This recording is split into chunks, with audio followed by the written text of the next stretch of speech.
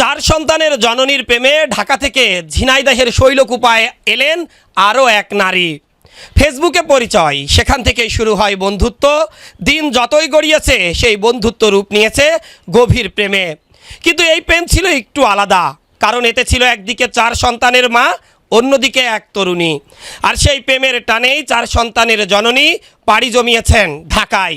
তবে এই প্রেমের পরিণতি হয়েছে থানায় গিয়ে, বিচ্ছেদ দিয়েই নামলো পর্দা। ঘটনাটি ঘটেছে ঝিনাইদহের শৈলকুপা উপজেলায়। জানা গেছে, উপজেলার সাতগাছি গ্রামে এক প্রবাসীর স্ত্রী দীর্ঘদিন আগে গাইবান্ধা সদর উপজেলার এক মেয়ের সাথে ফেসবুকে পরিচয় হয়। ধীরে ধীরে তাদের মধ্যে গড়ে ওঠে ঘনিষ্ঠ সম্পর্ক। এক পর্যায়ে তারা সিদ্ধান্ত নেন একসঙ্গে থাকার। সেই সিদ্ধান্ত বাস্তবায়নের লক্ষ্যে প্রবাসীর স্ত্রী 9 দিন আগে তার সংসার ও 4 সন্তানকে ফেলে ঢাকার উদ্দেশ্যে পাড়ি জমান।